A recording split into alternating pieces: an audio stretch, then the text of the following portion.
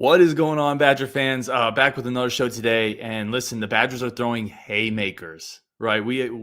Again, I talked to you. We're not going to do a live show every time something drops, like a new tight ends coach or one player comes in. But we're going to do a live show if a new offensive coordinator is hired. We're going to talk about it right now. Let's go. They're throwing haymakers. You are Locked On Badgers, your daily podcast on the Wisconsin Badgers. Part of the Locked On Podcast Network, your team every day. What is going on, my friends? Welcome to Locked On Badgers. Again, your team just about every day. I'm your host, Ryan Herrings. Really do appreciate everybody tuning in as we just continue to build this community up, build the show up. And big news. Obviously, this isn't going to be a really long show, I don't think, but I wanted to react to the gigantic news. Phil Longo, University of North Carolina Tar Heels offensive coordinator, is coming on board. He's going to be the OC for Luke Fickell's new staff in Madison. Why is this a big deal? It's a big deal because for every year he's been at North Carolina, his offenses have been top 15 in scoring, right? His passing game has been ridiculous. He's been churning out quarterbacks. He's been putting dudes in the NFL.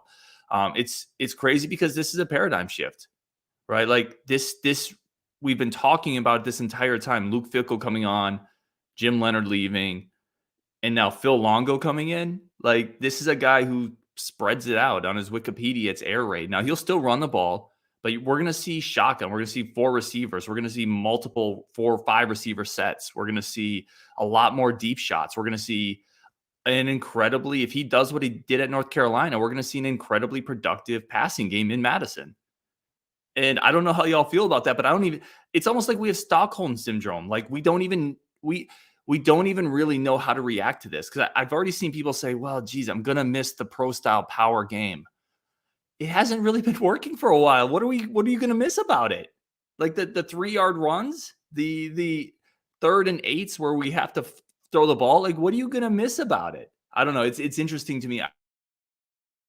I feel like we've been kind of beaten into submission that we don't even really know how to react to change. So I'm incredibly excited about this. I'm incredibly interested to dig into it more. I'm going to bring Elijah on for a second, the traveling Badger. He's got some reactions to this too. Elijah, man, I know we were talking before the show. Where are you at on this move? This is about as good as we could have hoped for. I didn't even think Phil Longo was on the market. And honestly, I was kind of disappointed the other day when Deion hired the coach from Kent State, because I'm pretty sure he was a Badger alum, and he as well runs a pretty explosive offense there. So I know his name was floated around as a potential head coach, but then when I saw that Deion had snagged him at Colorado to be his OC, I was kind of disappointed. But then this news drops today, and I was flabbergasted. Like, I was at a loss for words, because not only is Phil Longo an established coach with a good system, he has one of the best young quarterbacks in college football on his roster right now.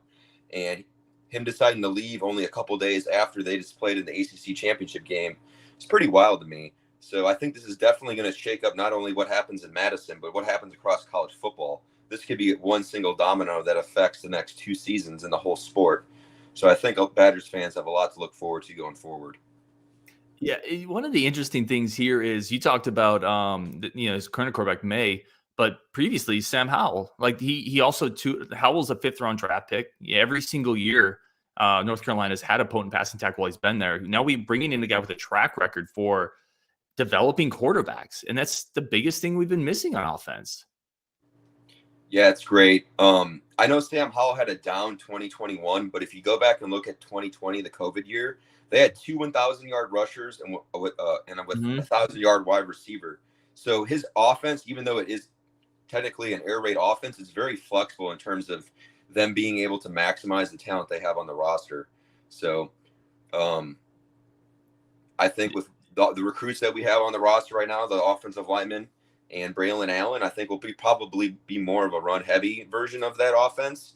But him having success with Sam Howell, which flashback, if you go into prior to the 2021 season, Sam Howell was projected to possibly be a 1st-round draft pick. Didn't have the greatest year last year.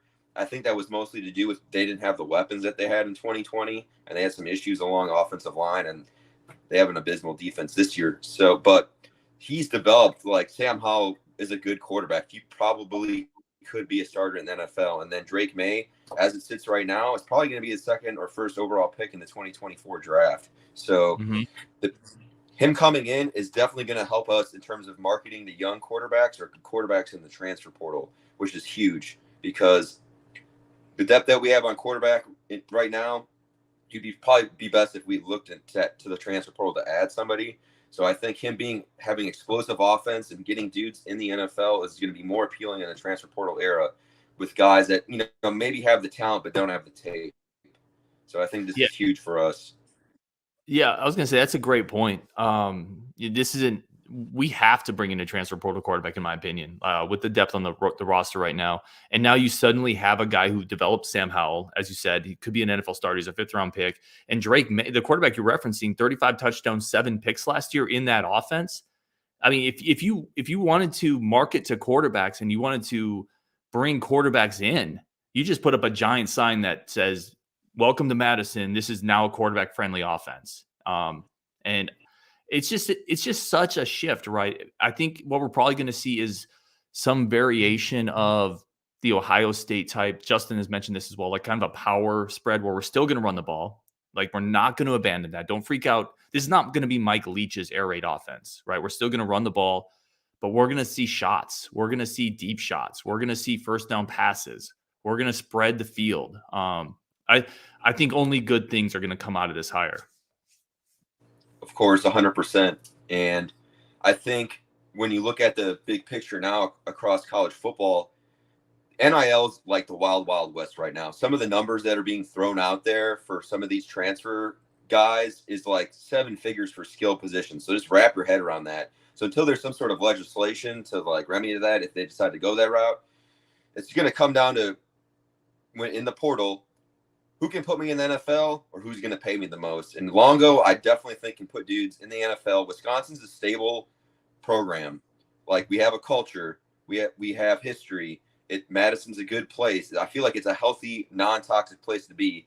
Like, and then on the other side of that, you have like Texas A&M.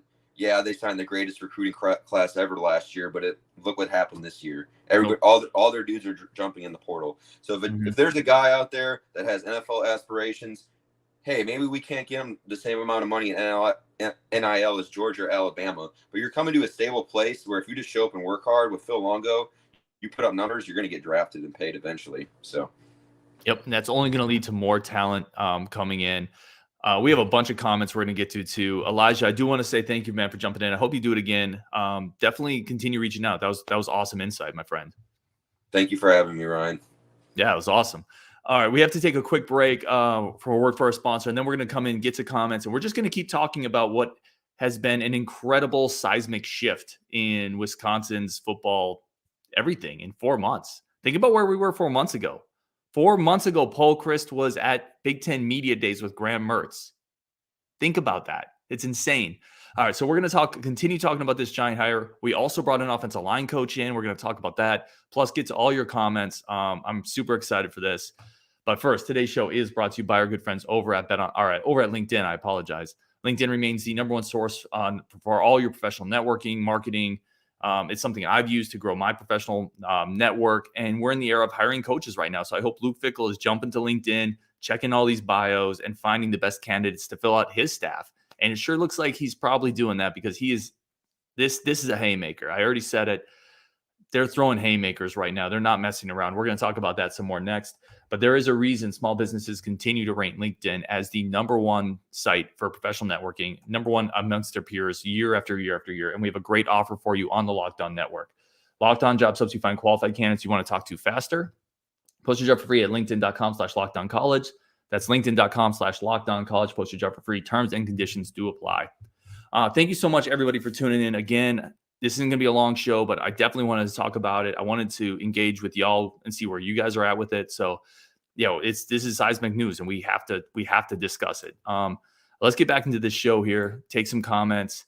And I want to start here before we get into some of the comments. That's probably where we'll wrap up today. We're going to keep talking about Phil Longo. It's not going to be the only time we talk about it. And by the way, the offensive line coach is named Jack Bicknell, coming from North Carolina as well. Also pretty highly regarded. So I think we're going to have to see where all this plays out, but the staff is coming together. The dominoes are falling. And it's just so interesting to me how Chris McIntosh has, in one season, completely altered the course of this program, right? It's what we were, and Scary Alvarez, who's been on the show a couple times, said this. It's the end of a Wisconsin era. For better or worse, good or bad, it is the end of an era. And it's going to make some people sad, but that era was starting to stagnate, and you have to move forward. You have to adapt or you're going to die. So this is a very clear sign that Wisconsin is going all in. There's no half measures here, right? And that's something I wanted to hit on. That's something I think Justin's talked about too. There are no half measures. They are going all in. They are taking the big swing with Fickle, and they are also taking the big swing with his staff. Like, they are all in on this. And maybe it'll fail spectacularly. Like, we don't know. But I sure as heck appreciate the fact that they're not taking any half measures.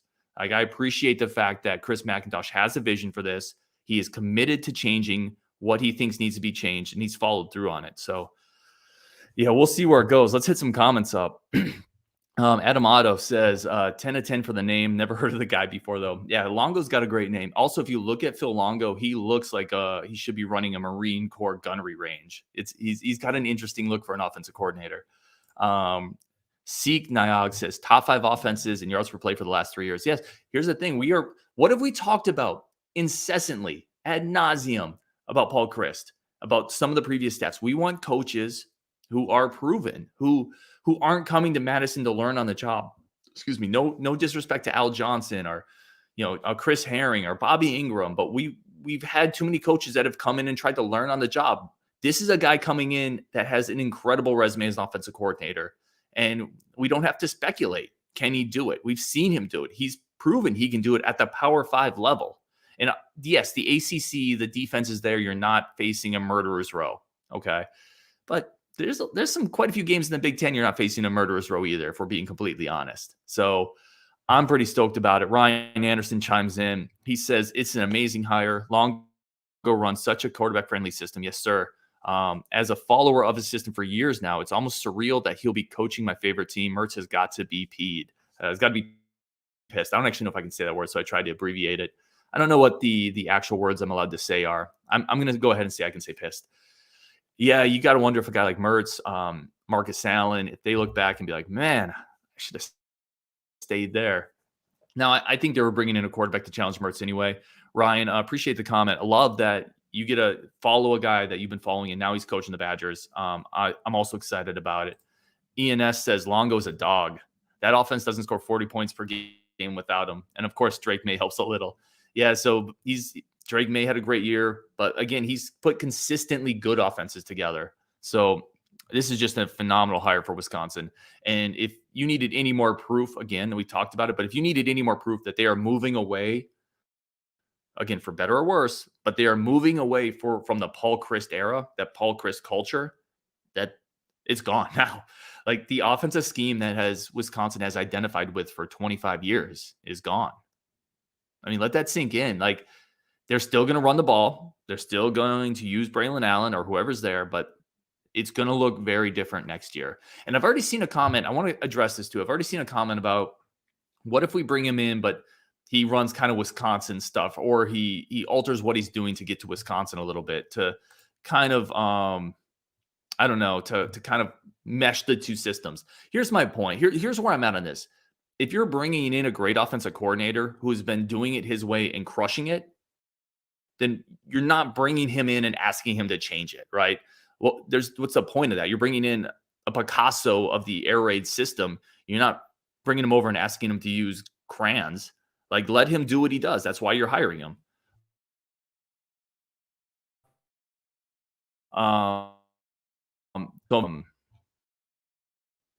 Let's see. ENS comes back, says, Brock, it's amazing for recruiting, getting better quarterbacks, especially in more of a spread offense. Yeah, I think it's going to help recruiting a lot. Definitely someone that's going to make it a little bit more exciting. We're going to try to bring Elijah back on as well, continue talking about some of these comments. You still there, man? Yeah, I'm here. Can you hear me? Love it. Yeah, I got you. I'm going to hit a couple of these comments over to you and see what you think as well. So let's go here. Parker Dutcher says, not to dog on Mertz, but any quarterback can throw the ball and be accurate is welcome. I mean, is that how low the bar is here in Madison? I mean, it would have been interesting to see if Mertz wouldn't have entered the portal. I mean, yes, he can come back, but I mean, like coming back from the portal is like going back to an ex-girlfriend. I mean, once the breakup has been official, it kind of, I don't know if some of those wounds are being healed. I would say, in terms of guys I'd be looking at, interestingly enough, Hudson Card was plus 475 in betting markets to commit to Wisconsin yesterday. I think there was only one school that was higher than us, and it was Notre Dame.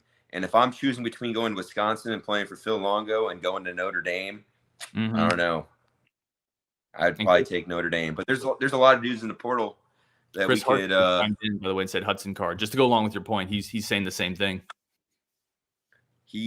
But the thing with Hudson Card is his high school offensive coordinator just went to Oregon to be the assistant coach / offensive coordinator. So he might end up there. I mean, I would try to look for. There might be some Georgia quarterbacks entering the portal after the playoff. So I mean, things might not happen right away. I don't think the portal is done. And then we always have spring as well because there's a transfer portal window there. Obviously, I wouldn't want to wait till then, but sometimes good things come to those that wait. Yeah, I think they're going to have multiple opportunities to plug good quarterbacks here, right? We mentioned Hudson Card. I'm trying to think. There's a couple other ones that entered. Leary's in. What about North Carolina? Is there any scenario where May potentially follows? There was rumors last week that he was going to enter the portal. He had originally committed to Alabama at one point, I'm pretty sure, but I don't know if you're familiar with his story. I mean, his brother, his whole family, bleeds baby blue. Like, they're Tar Heels to the death. So there was rumors floating that Drake May in the NIL is like a $5 to $7 million guy. Oh, we just got a tweet. It said May tweeted he's staying 25 minutes ago from Ben Nass. So that might be that one. What about Devin Leary? Devin Leary is definitely somebody that's interesting. Devin Leary was recruited to NC State by Eli Drinkwitz, who's now the coach at Missouri. So that's probably, if you had a guess, probably where he'll try to go. I'd have to look at the updated list of who's in the portal right now. Alabama has a kid that I think might enter the portal because they're going to have a quarterback controversy next year. Georgia has 3 5-star QBs behind Stetson Bennett that don't play for some reason. So there's options there. Sam Hartman from Wake Forest might jump in the portal, but he's connected to Florida. Off the top of my head, DJU is in the portal, but they're saying he's going to go to the West Coast possibly. But that'd be a guy I think would be interesting in that Longo offense. DJU. Speaking of DJ, Longo, he has so much talent. It's just the offense they run at Clemson just was not favorable to it. So he's a guy I would look at. And the thing with DJU is his brother's a 5-end DN prospect, and supposedly they're a package deal. So that would help us on both sides of the ball. See, I've always thought he was a little inaccurate. And it might be the offense he's at Clemson. I haven't been blown away by his film. But you're right. In Longo's offense, I think he might blow things up. He's got some. I think he's got confidence issues. Like when they played Georgia last year, week 1. Because he played good when he came in for Trevor Lawrence 2 years ago when they had to play Notre Dame. I mean, they lost, but he played good. Week 1 last year, they got into a slugfest with Georgia, and it was just never the same. But they've had a lot of offense. They've had a lot of coaching turnover in Clemson, and they've basically, for the most part, promoted from internally instead of looking outward. And some people say that's part of the issue with why their offense never developed to suit his skills. So interesting. There's Galax Knox just commented, Tar Heel fan here. Longo put up big numbers, but that team got soft. Internally, fingers pointed towards Longo. His relationship with Max soured, and the offensive line coach you guys just poached will be missed more. Now, some of this, and by the way, I appreciate you chiming in, Galax Knox. You obviously know you're closer to the situation than we are. Sometimes fans come with sour grapes right after something happens. So I don't know if that's a little sour grapes, but I do appreciate the insight. I don't know. It's not, he can't point fingers too much at a guy who's scoring 35 to 40 points every year as the offensive coordinator, right?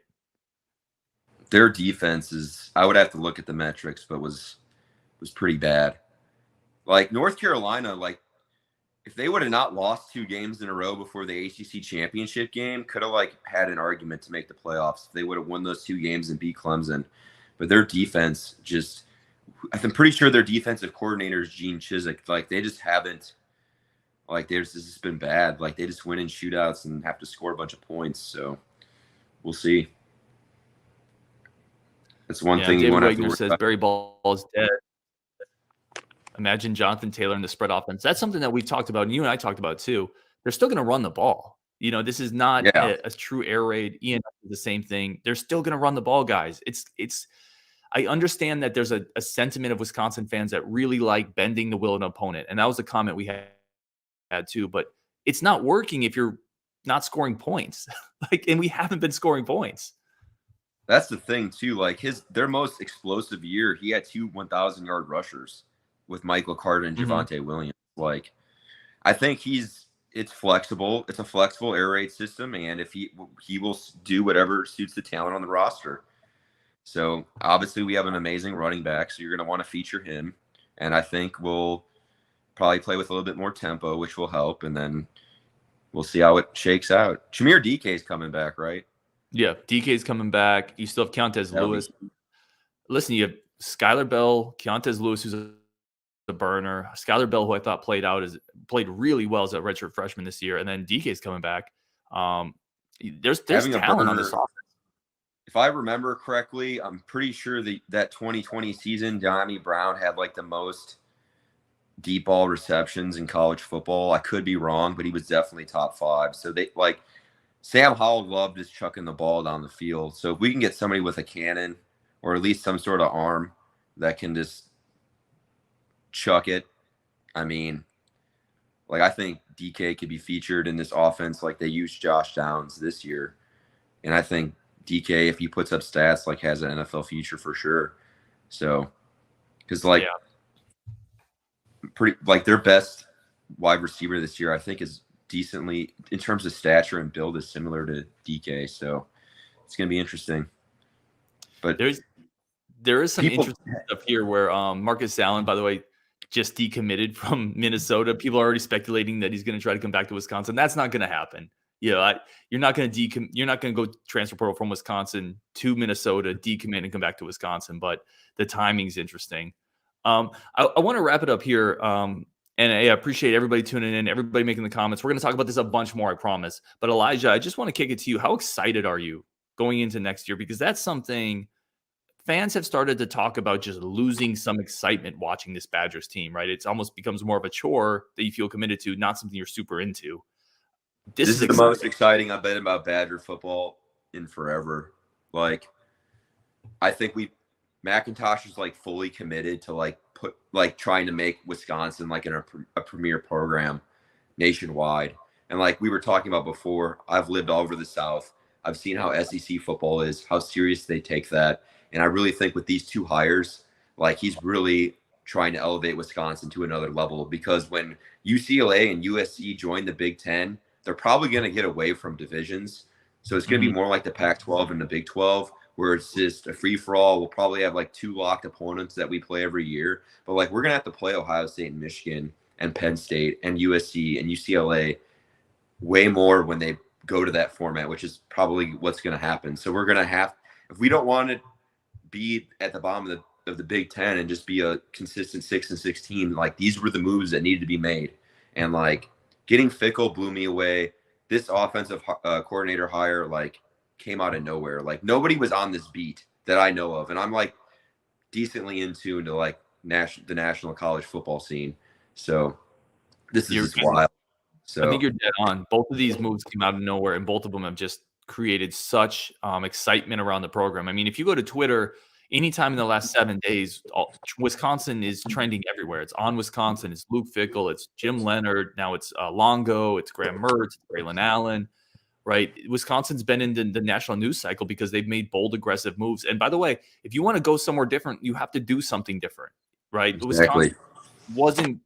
If you just keep driving on that same highway and you never take an exit, you're just going to keep going to the same places. And I love that Chris McIntosh is taking a swing. And by the way, change doesn't, like, you're bringing in Luke Fickell. Your floor is still pretty high, right? That's what people are worried about. Well, what if you change and you become Nebraska and the floor?